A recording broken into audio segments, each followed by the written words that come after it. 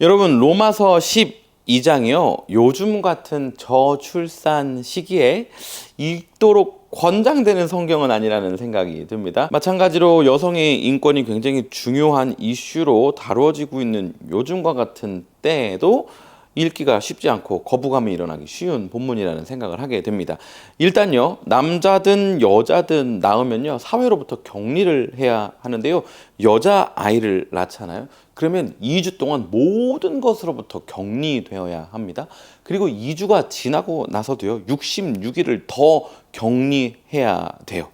그러니까 총 80일 동안 일상으로부터 격리되어야 한다라는 거죠. 또한 이렇게 정결케 되는 시간이 다 끝나고 나면 번제와 속죄제를 드려야만 했습니다. 요즘 한국 문화에서는요, 아이를 낳으면요, 조리원에 들어가서 산후조리를 하기도 하고요. 아니면 이런저런 나라 정책을 통해서 몸조리할 수 있는 도움을 받곤 합니다.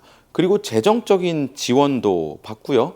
그리고 이런저런 주변으로부터 축하와 돌봄을 받게 됩니다. 요즘 그런다고 하잖아요. 아이를 낳는데 남편이 함께 있다가 아이 먼저 보고 안아주고 울면 큰일 난다잖아요. 아내 먼저 보면서 수고했다고 잘했다고 안아주고 먼저 해야 되는데 말이죠. 그런 의미에서 출산을 장려하기에는 적절치 않다라고 생각하는 챕터입니다.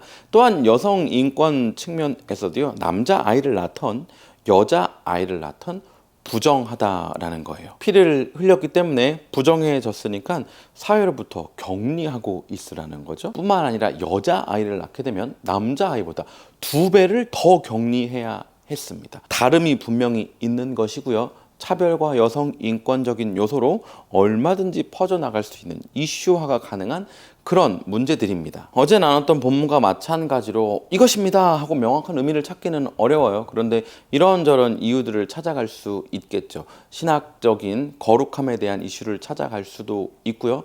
또한 문화적이던가 아니면 인간의 제한적인 언어 로서 하나님께서 모든 것을 담아낼 수 없다라는 접근도 가능합니다. 뿐만 아니라 어제 나눴던 것처럼 이 위생과 관련한 접근도 가능하고요. 뿐만 아니라 또 휴머니티적인 접근으로 이 산모를 위한 배려였다라고도 볼 수 있겠죠. 그런데 이와 같은 모든 접근들을 접한 이후에도 마음으로 온전히 동의하거나 우리 삶의 적용점을 찾는 것은 쉽지 않습니다.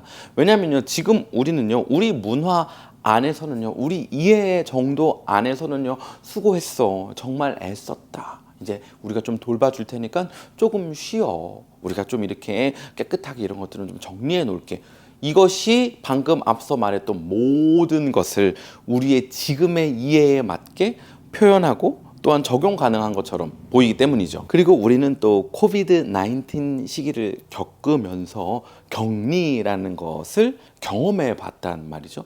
얼마나 어려운지, 그리고 얼마나 사람을 불편하게 하고 분쟁과 다툼을 일으킬 수 있는지도 다 보았습니다. 그리고 온 나라에 선포되었지만 얼마나 사람들이 안 지키는지, 자신의 편의와 자유가 제한당하는 걸 얼마나 싫어하고 불편해하는지에 대해서 이미 경험을 통해서 알고 있단 말이죠.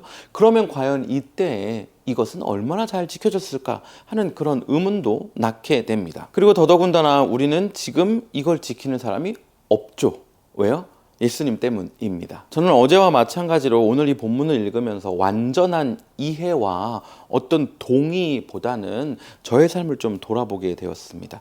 내 사고가 지금 이 문화, 내가 익숙하고 경험하고 있는 이것에 아주 강하게 지배당하고 사로잡혀 있고 많은 것들이 그 안에 들어가 있구나 하는 것을 좀 알게 되었어요. 왜냐하면 이 성경을 이해하고 받아들이는 것이 굉장히 어렵고 여전히 지금도 완전하지 않기 때문입니다. 그러니까 무슨 이야기냐면요, 저와 여러분 안에 내가 정결하지 않고 거룩하지 않고 더럽다라는 것은 내가 살면서 나쁜 마음을 먹거나 나쁜 말을 하거나 안 좋은 애티튜드를 취했거나 안 좋은 행동을 한 거, 이것은 잘못된 거지, 거룩하지 않은 거지, 죄지, 천국에 갈 수 없지, 하나님으로부터 용서를 받아야 하지 하는 내 행동의 결과에 따른 그것에 대한 죄의 인정과 회개는 어쩌면 조금 더 리저너블하고 로지컬리 받아들이고 이해하고 적용 합니다. 그런데 우리의 이 존재론적인 이 죄와 하나님과 떨어지고 하나님과 하나 될 수 없다라는 이것에 대한 이해가 공감이 생각보다 부족하다라는 것을 알게 되었습니다. 여러분, 우리가요 아무리 열심히 살아도 아무리 많이 알아도 스스로 거룩하여질 수 없고요. 스스로 하나님과의 관계를 회복할 수 없습니다. 앞서 말했던 것처럼 우리가 이러한 율례를 지키지 않는 것은 예수 그리스도 때문이고요. 우리가 구원 얻을 수 있는 것도 다른 그 어떤 우리의 무엇 때문이 아니라 오직 예수님 때문인 것입니다. 여러분은 어떤지 모르겠지만 오늘 이 로마서 12장 여전히 저는 저출산 시대에 읽도록 장려되는 성경은 아니라고 생각하고요. 제 안에 이런저런 충돌이 일어나는 시간들이었습니다. 내가 어쩌면 성경보다 더 많은 현대의 문화와 논리 그리고 보편성을 더 잘 받아들이고 있지는 않나 한번 생각해 보게 되었습니다. 오늘 하루 예쁜 매일 말씀 함께하고 살아가는 여러분의 삶도 한번 좀 돌아보는 시간이 되면 좋겠습니다.